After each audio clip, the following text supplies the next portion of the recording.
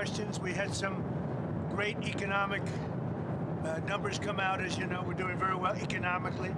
A lot of factories are being built all over the country and all of that, but very strong numbers came out. Go ahead. Can you give us an update on what took place in South Florida today, those talks between the U.S. and the Ukrainians? Well, they're going along, and they're going along well. We want to stop people from being killed. Doesn't have much to do with us, but I'd like to see if we could save a lot of souls. A lot of people are being killed. Last month, we had 27,000 people killed in that ridiculous war that should have never happened. It would have never happened if I were president. Have you spoken with Rubio and Witkoff since I that have, meeting? yeah. I've spoken to them, and they're doing well. Ukraine's got some difficult little problems. They have some difficult problems, but I think Russia would like to see it end, and I know Ukraine would like to see it end. You just said that Ukraine has a little bit of problems. Well, we have a corruption problems? situation going on, which is not helpful. And is that impeding the peace talks? Well, I said it was going on for 3 years, right? Didn't I say it? For 3 years I said it, so I was way ahead of schedule. But I think that there's a good chance we can make a deal. Mr. President, on Venezuela, can you tell us more about why the airspace above Venezuela should be considered closed? Because we consider Venezuela to be not a very friendly country. They sent millions of people, really, and probably a number in excess of that. And a lot of those people shouldn't be in our country, from jails, from gangs, from drug dealers, from all of the people that came into our country shouldn't have been in our country, causing a lot of problem. Does your warning and drugs. Does your warning mean that an airstrike is imminent, or should we not read it that way? Don't read anything into it. The New York Times reported that you had a phone call with Maduro. Did you? I don't want to comment on it. The answer is yes. And can you tell us a little bit No, about it? I can't do that. Mr. Would you say it went well? No, I wouldn't say it went well or badly. It was a phone call. Yeah. You've made so. Can you talk a little bit about the strikes and the controversy around Secretary of Defense Pete Hegseth? I don't know anything about it. He said he did not say that, and I believe him 100%. You don't know if there was. You're talking about the two men? The second strike to kill the Yeah. two men. No, he said he didn't do it. He said he never said Would that. you be okay with that if he did? He said he didn't do it, so I don't have to make that decision. Mr. You've made so clear how you want to keep drugs out of the U.S. Right. Can you explain more about why you would pardon a notorious drug trafficker? Well, I don't know who you're talking about. Which Juan one? Orlando Hernandez. Well, I was asked by Honduras, many of the people of Honduras, they said it was a Biden setup. I don't mean Biden. Look, Biden didn't know he was alive, but it was the people that surround the Resolute desk, surround Biden when he was there, which was about very little time. And the people of Honduras really thought he was set up, and it was a terrible thing. He was the president of the country. And they basically said he was a drug dealer because he was the president of the country. And they said it was a Biden administration setup. And I looked at the facts and I agreed with them. What evidence did you share that he was set up and that he wasn't? Well, you take a look. I mean, they could say that you take any country you want. If somebody sells drugs in that country, that doesn't mean you arrest the president and put him in jail for the rest of his life. And that includes this country, okay? To be honest, I mean, if somebody does something wrong, do you put the president of the country in jail? They said it was a Biden setup. It was a Biden administration setup. And you have a big race going on this week, next week. I think it's going to be a very important race. It'll be interesting to see Honduras. That's what you're talking about, right? Correct, yes. Yes, ma'am. Exactly is Steve Witkoff going to Moscow, and do you want to extend Putin some sort of deadline? Well, what is the second part of your question? And do you want, to tell Putin, here is my deadline for you to... No, I don't have a deadline. I have a deadline when the war is over. And hopefully the war is going to be over. 27,000 people killed last week. 27,000 over the last 3 or 4 weeks. 27,000 people killed. And That war should end. following up on that one day. On the Venezuela boat strike, if there were a second strike that killed wounded in the first strike, are you thinking number one, that would be legal? Number one, I don't know that happened. And Pete said he did not want them. He didn't even know what people were talking about. So we'll look into it. But no, I wouldn't have wanted that. Not a second strike. The first strike was very lethal. It was fine, and if there were 2 people around. But Pete said that didn't happen. Does that make you? I have great confidence. He's in saying it. there's no second strike?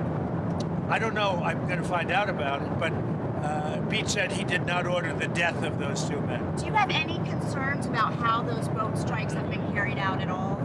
Very little, because you can see the boats, you can see the drugs in the boats, and each boat is responsible for killing 25,000 Americans. So, and they're doing an amazing job. And you know, we're getting. You just look at the numbers.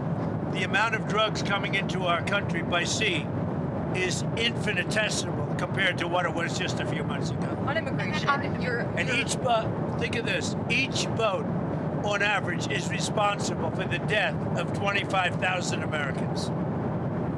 on immigration, your administration made a lot of moves throughout the last few days after we know that Afghan national is the suspected shooter of these National Guardsmen. They people that shouldn't be in our country, that's right. So you announced that asylum. And that includes Somalians and includes plenty of others. How long does your administration plan to pause asylum into the U.S.? I think a long time.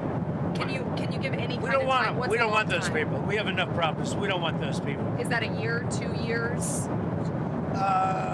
No time limit. And then But it could be a long time. you said that. We don't want those people. Do you understand that? I understand. Do you understand it? I understand. Who what are you you're with? saying. I'm with News Nation. So Okay, my News name's Nation. Lindsay. News Nation. Great. Thank you. Let me Lindsay. just tell you something. We don't want those people. Does that make sense? You know why we don't want them? Because many of them are no good, and they shouldn't be in our country. What do you mean by those people? Can you The clarify? people from different countries that are not friendly to us, and countries that are out of control themselves. Countries like Somalia that have virtually no government, no military, no police. All they do is go around killing each other. Then they come into our country and tell us how to run our country. We don't want them. What are you talking How about? many countries roughly? You got to talk up. She said how many countries?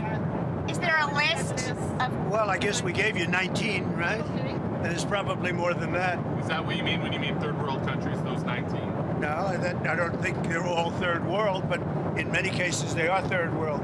They're not good countries. They're very crime-ridden countries. They're countries that don't do a good job. They're countries that don't register from the standpoint of success. And we frankly don't need their people coming into our country telling us what to do. When you talk about And I'm talking about like Somalia, where you have a congressman goes around telling everybody about our Constitution, and yet she supposedly came into our country by marrying her brother. Well, if that's true, she shouldn't be a congressman, and we should throw her the hell out of our country. Off of that, in that same post, you mentioned Tim Walz, and you called him what many Americans do find an offensive word, retarded. Do you stand by that claim of calling Tim Walz retarded? Yeah, I think there's something wrong with him. Absolutely, sure.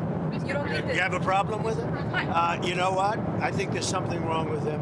Anybody that would do what he did, anybody that would allow those people into his state and pay billions of dollars out to Somalia. We give billions of dollars to Somalia. It's not even a country because it doesn't function like a country. It's got a name, but it doesn't function like a country. Yeah, there's something wrong with Walz. Mr. President, you said that you might denaturalize some American citizens. Can you talk You about mean people that are in here that shouldn't be here? that became Americans? Are you Well, trying we'll to see. revoke their I mean, yeah, if we have citizenship? criminals that came into our country and they were naturalized maybe through a Biden or somebody that didn't know what they were doing, if I have the power to do it, I'm not sure that I do, but if I do, I would denaturalize absolutely. What do you mean by Dan, do you have a question? Yeah. What do you mean by reverse migration? It means get people out that are in our country. Get them out of here. I want to get them out. We got a lot of people in our country that shouldn't be here, and they came in through Biden. And he was the worst president in the history of our country. But the single biggest thing he did was allow millions of people into our country that shouldn't be here. Drug dealers, prisons were opened up and allowed to come into our country. You take a look at the people that were allowed to come into our country.